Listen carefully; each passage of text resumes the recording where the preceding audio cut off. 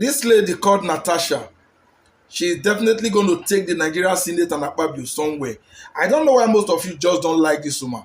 But you see me, Odalu, as long as the woman is doing what I like, she's saying the kind of things I want to hear. She's sounding like she's right, she's on the right track. That is all I need to take side with her. I think suspending her to silencing her, it doesn't seem like it's working. Most of you may not know how far she's gone. Now let me show you a video. Watch out. Good afternoon, President of the IPU. Good afternoon, colleagues. I come with a heavy heart from Nigeria, but first I'd like to apologize to Honorable Kafila Ogbara.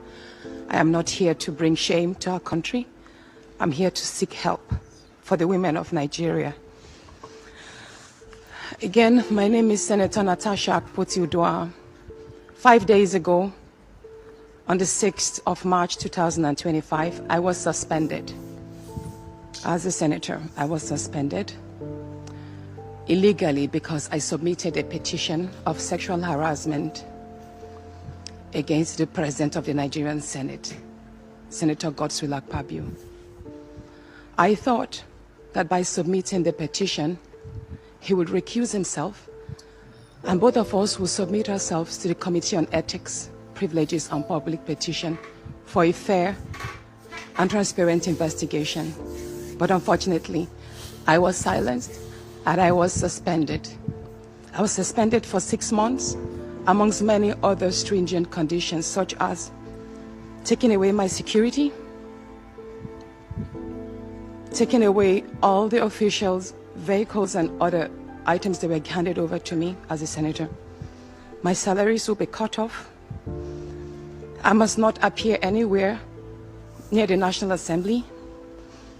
And for 6 months, I'm not to introduce myself or present myself as a senator locally in Nigeria or internationally. That means I'm here illegally.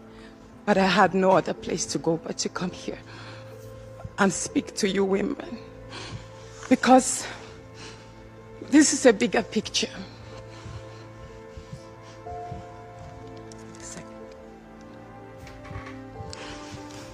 This is a bigger picture. It depicts the crisis of women political representation.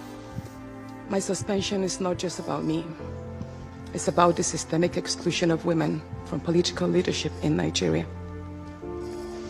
Women make up 3.6% of political offices, and in the Senate it's just 2.8. We have 109 men and only 4 of us are women. So right now it's 108 with only 3 women. This is a clear case of political victimization, punishment for speaking out against impunity, corruption, and gender-based violence. The United Nations Declaration 48104 declares sexual harassment as a form of gender violence. The Senate's actions are an assault on democracy. I was elected by my constituents to represent them. Yet a few powerful men have unilaterally decided to silence their voices by suspending me for 6 months. My call for an open and transparent investigation into harassment allegations have been met with hostility instead of accountability.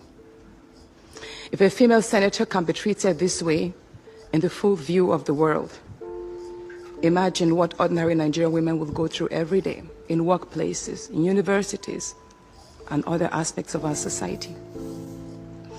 A culture of harassment and silencing must end. And this is not just a Nigerian issue, it's a global one.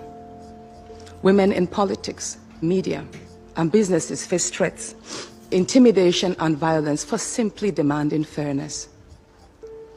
From sex for grades scandals in universities to harassment in workplaces and political spaces, Nigerian women have constantly been forced into silence.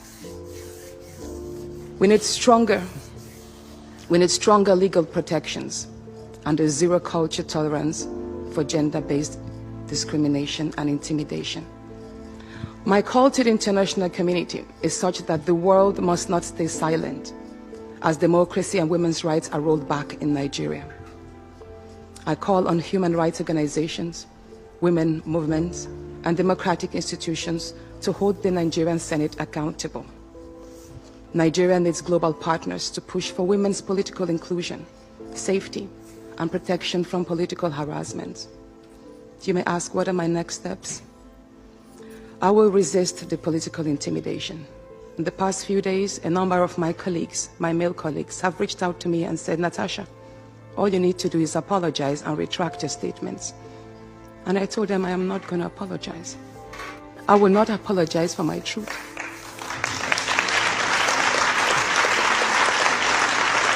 Thank you. Thank you. And I told them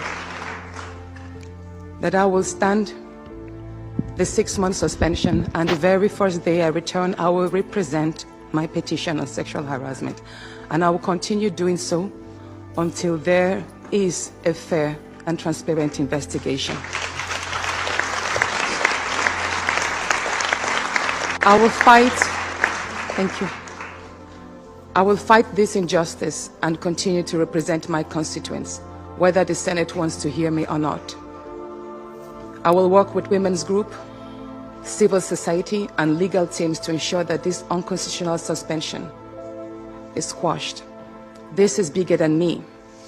This is about ensuring that no other woman in politics or public office will ever be silenced again. Thank you so much. That was a brilliant one from the lady Natasha. I mean the distinguished Senator Natasha. That is Senator Natasha behind the international, as in dragging your senator and the entire Senate to the international community, so that she's further exposing the corruption and dirtiness hiding within. You see this lady is just some kind of little pepper that will enter all their eyes, and they will all learn. They don't even know who they are playing with. The only reason why I said I must share this video is that part where she said she's never going to apologize. Simple. What is she going to apologize for, and why are they insisting she apologize? What does the SP have to hide? They must both submit themselves to investigations. That is what she has said. And for those against her, I hail you now. Now you know how they think. Well done, the distinguished senator. We need more of you in the Senate, not people that came through the back door.